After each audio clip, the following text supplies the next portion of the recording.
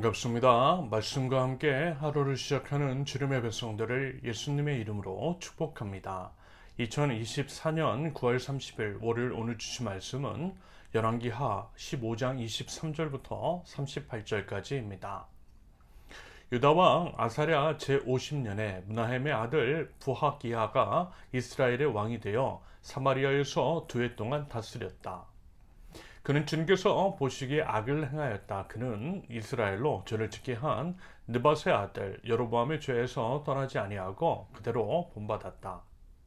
그의 부관인 르말리아의 아들 베가가 아르곱과 아리에와 길르앗 사람 10명과 더불어 반란을 일으켜서 사마리아에 있는 왕궁의 요새에서 왕을 죽이고 그를 대신하여 왕이 되었다.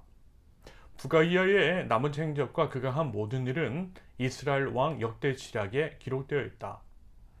유다의 아사랴 왕 제52년에 르말리아의 아들 베가가 이스라엘의 왕이 되어 사마리아에서 20해 동안 다스렸다.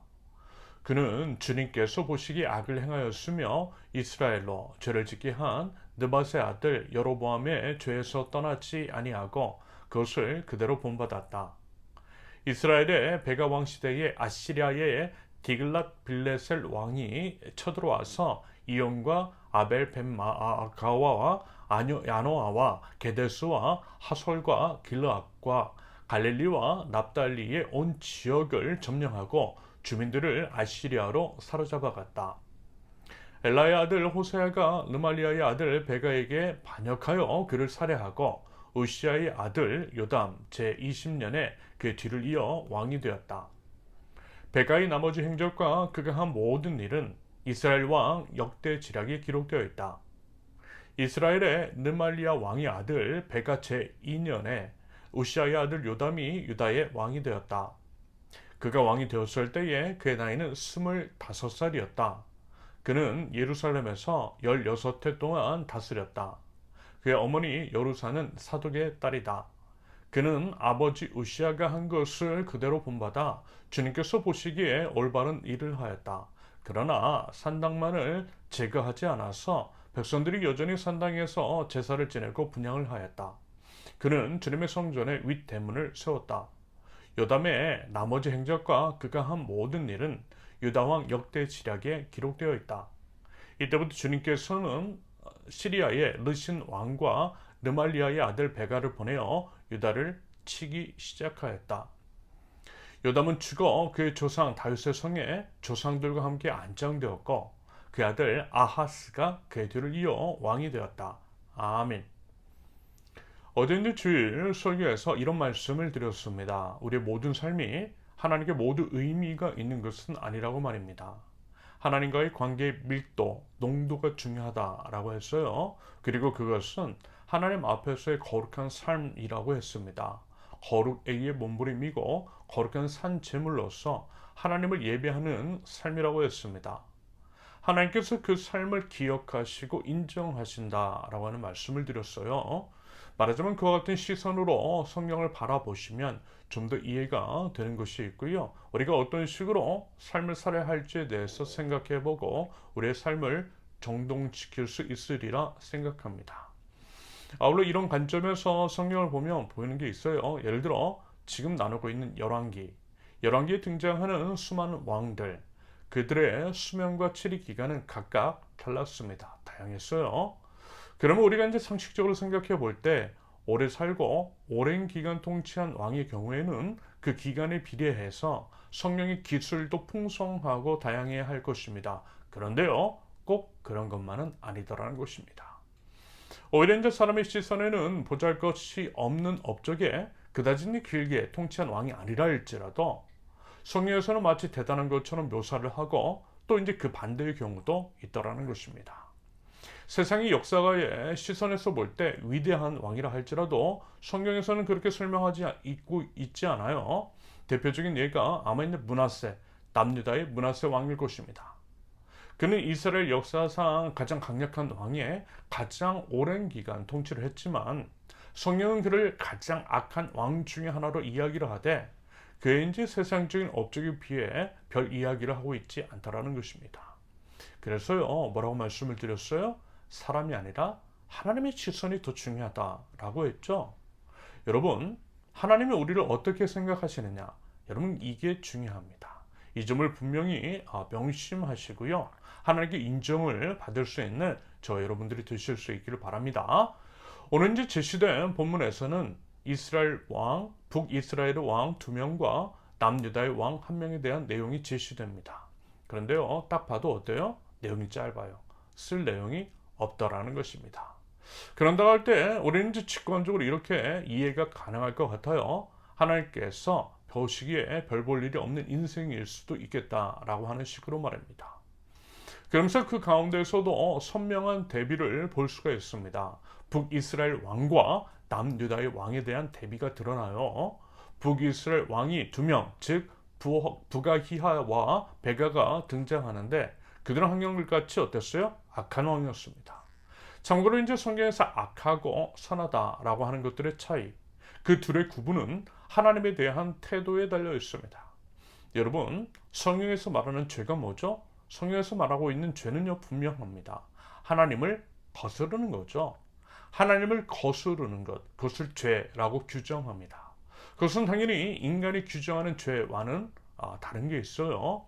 그러므로 인간의 기준에는 죄가 아닌 것도 하나님의 기준에는 죄일 수 있고요, 아닐 수도 있다는 것입니다. 반대도 가능하고요, 결국 같은 맥락입니다. 앞서 이제 왕의 평가가 세상의 기준과 하나님의 기준과 다른 이유가 정확하게 그와 같은 맥락일 것입니다. 그렇기 때문에 여러분, 우리가 잘 알고 있어야만 하는 거예요. 우리는 하나님 나라 백성이고 하나님 나라 백성으로서 모든 것의 기준이 하나님이셔야만 한다라고 하는 것들을, 이걸 여러분 분명히 알아야 한다라는 거죠. 아무튼 이제 그런다고 할 때 열왕기에 이제 등장하는 선한 왕과 악한 왕, 그 둘은 결국 이제 하나님 보시기에 선하고 악하다라는 것이며, 악한 왕은 한결같이 우상을 숭배했어요. 하나님을 배반했습니다. 그리고 이제 북이스라엘의 왕들이 대체로 그러했고요. 그 뿌리가 되는 여로보암, 다시 말해서 북이스라엘의 첫 번째 왕 여로보암의 영향을 받았어요. 결국 그가 애초에 나라를 그렇게 시작을 했고 또 이제 물들였기 때문에 그 영향이 대대로 이제 북이스라엘 전체에 미쳤다라는 것입니다. 여러분, 그래서 보세요. 본문에서 이렇게 표현을 하고 있잖아요. 24절, 그는 주님께서 보시기에 악을 행하였다. 그는 이스라엘로 죄를 짓게 한 느밧의 아들 여로보암의 죄에서 떠나지 아니하고 그대로 본받았다. 이것은 부가히야에 대한 진술이고요. 28절에서 베가 왕에 대해서도 정확하게 똑같은 진술로 평가를 내리고 있다는 것입니다.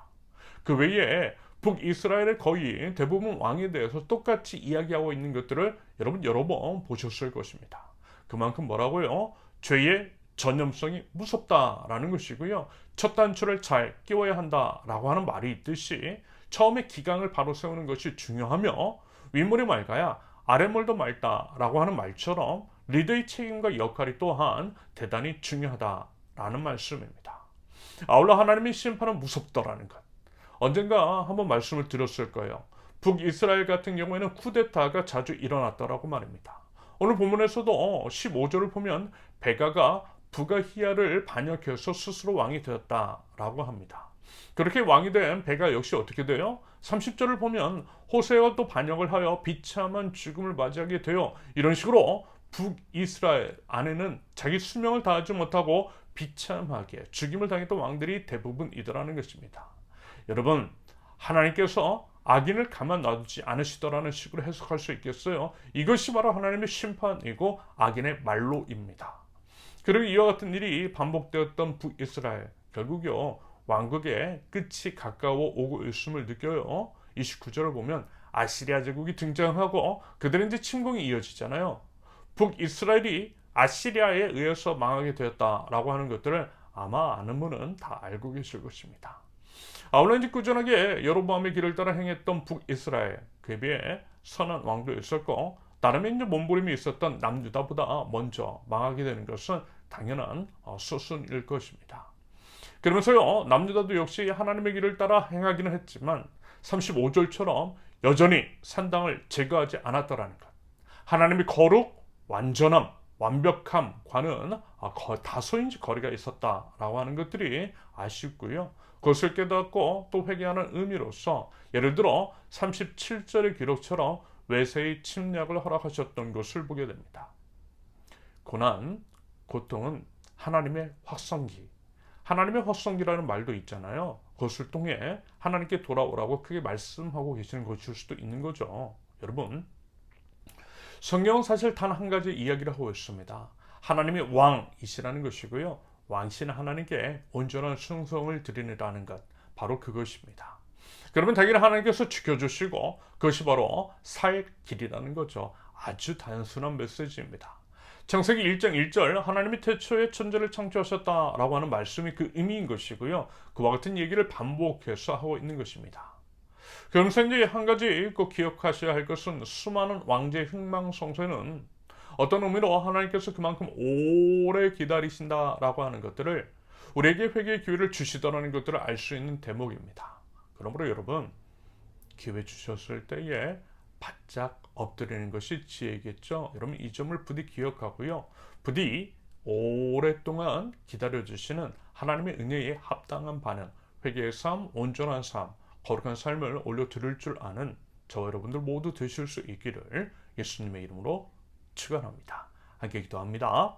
온 우주의 왕이신 하나님을 경외하는 것이 지혜의 근본이고 생명의 길인 줄로 믿습니다. 하나님께서 기회 주셨을 때에 정직한 삶, 거룩의 몸부림을 통해 하나님께서 받으실 만한 삶의 예배를 올려드리는 저희 모든 삶 되게 하옵소서.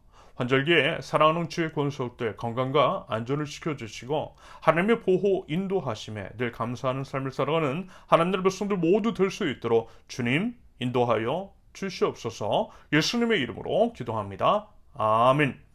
하나님께서 오늘 주신 말씀과 각자의 기도 제목을 놓고 우리 잠시 기도합니다.